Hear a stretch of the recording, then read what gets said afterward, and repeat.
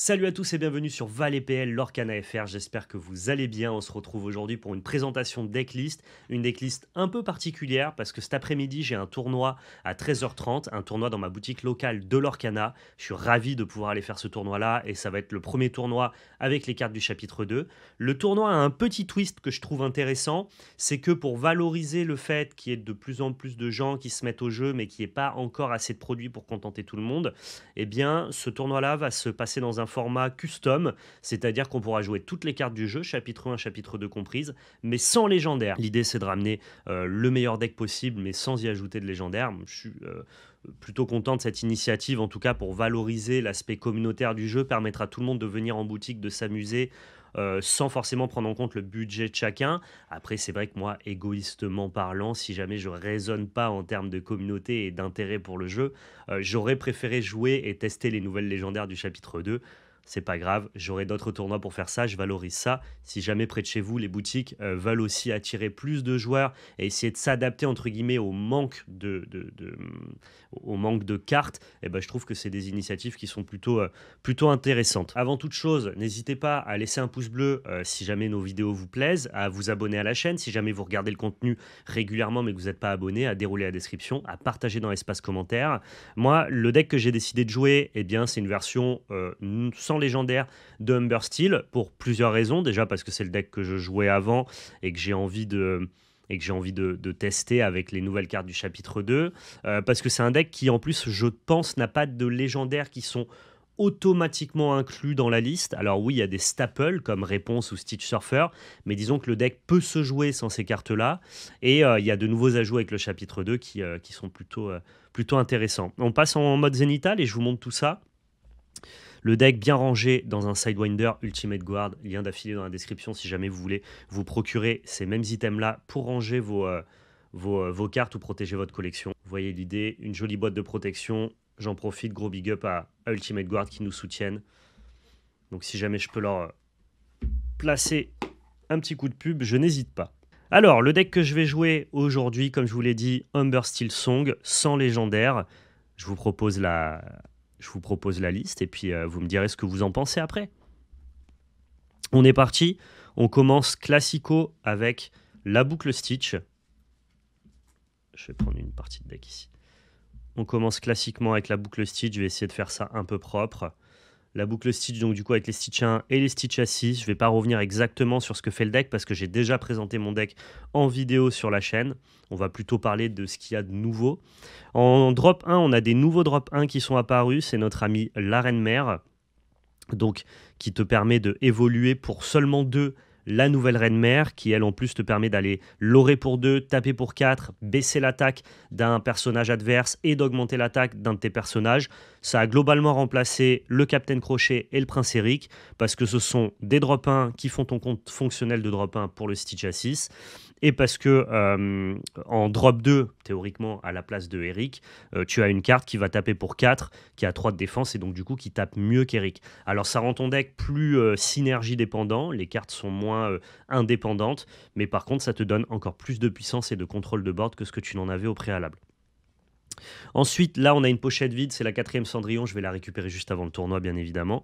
Cendrillon, ici, elle prend la place de Simba, Simba qui était un looter qui permettait de piocher, défausser et avancer dans notre plan de jeu, mais on verra qu'on aura d'autres cartes qui auront ces effets-là dans la liste. Ça permet de chanter à 3, et c'est vrai que le deck a récupéré de très très bonnes chansons à 3, et de pouvoir les chanter avec un drop 1, bah, c'est plutôt intéressant. Et en plus, au-delà de ça, on a un super upgrade à lui opposer, parce qu'on a Cendrillon qui se shift pour 5 et qui est littéralement un énorme pâté. C'est-à-dire que ça va beaucoup lorer, ça a beaucoup de statistiques, et on va pouvoir la jouer rapidement dans la partie par-dessus cette Cendrillon-là, ou alors une autre Cendrillon. Donc vraiment ça c'est le compte de drop 1 et leur synergie, et c'est très très fort. Je pense que cette base-là fait que Humber Steel Song a quand même de très très bonnes choses à proposer dans le format. Ensuite, on a nos drop 2 classique Simba qui continue à être un des drop 2 préférentiels du jeu. Ça permet de protéger tes chanteurs, protéger tes Stitch, protéger tes cartes clés. Donc on continue vraiment à valoriser notre ami Simba et il n'y a pas trop de raison de le voir sortir des listes.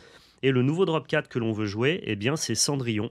Cendrillon parce que ça remplace l'effet de loot, donc de pioche et de discard que nous proposait l'ami Simba à 1 mana au préalable, et parce que ça donne une potentialité d'alter supplémentaire pour notre énorme Cendrillon à 7 mana.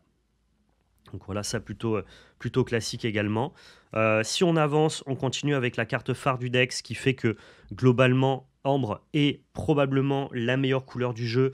C'est parce que les chansons, c'est très fort. Ça vous permet de jouer des cartes puissantes sans payer leur coût en encre. Et donc, du coup, de gagner un tempo vraiment puissant sur la partie. Et cette Ariel-là, ben, elle se retrouve encore plus sublimée dans le chapitre 2 parce qu'on lui rajoute des chansons qui sont vraiment intéressantes. Donc forcément, Ariel qui va nous permettre de trouver des chansons et de les chanter à moindre coût. Pour les chansons classico, on a C'est la fête.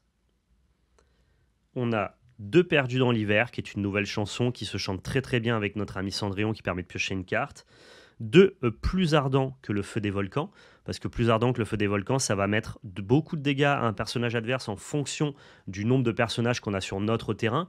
Mais comme on joue Amber Steel avec plein de drop 1, on a facilement beaucoup de board.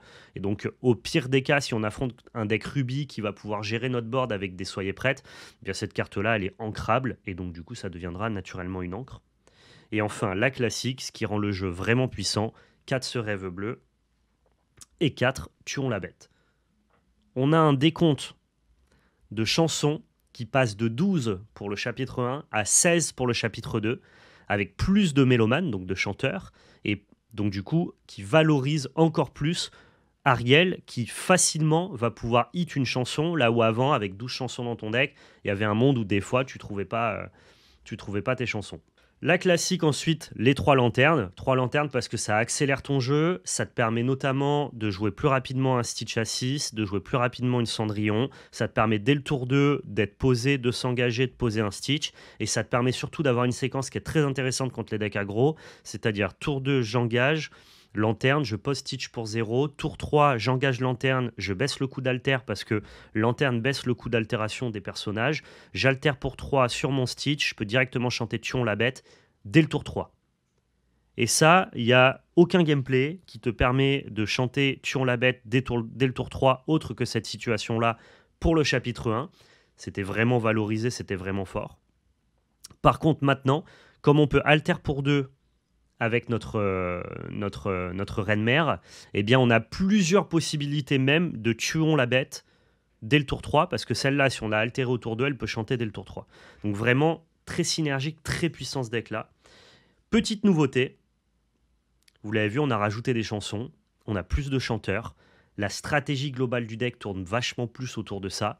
On n'a pas les légendaires que sont Réponse, Stitch Surfer, on valorise à fond le plan de jeu chanson, et bien dans ce cas-là, on va jouer la flûte du dormeur qui dit qu'on peut gagner un éclat de l'or si on a joué une chanson ce tour-ci.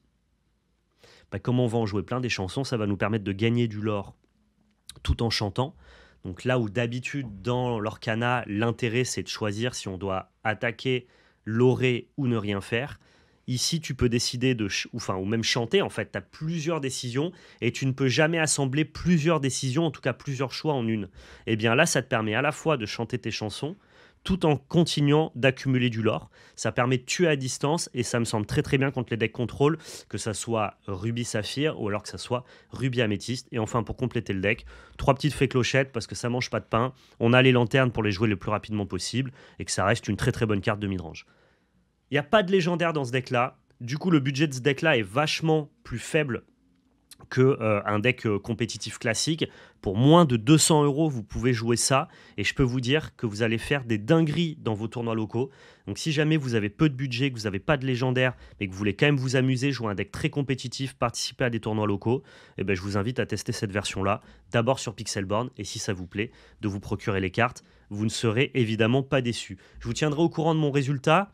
Je ne sais pas du tout ce que les gens ont prévu de leur côté, mais à n'en pas douter que ce deck-là sera très fonctionnel et que le résultat dépendra plus de mon niveau de jeu à moi que du niveau du deck. J'espère que cette vidéo vous a plu, que vous y avez trouvé votre intérêt, que ça peut-être vous donner des idées et que par chez vous, il y a aussi des tournois très inclusifs qui sont organisés. Voilà, n'hésitez pas à le dire dans l'espace commentaire. Merci à tous d'avoir regardé cette vidéo. Prenez soin de vous et surtout n'oubliez pas, c'était de la belle magie. Ciao tout le monde.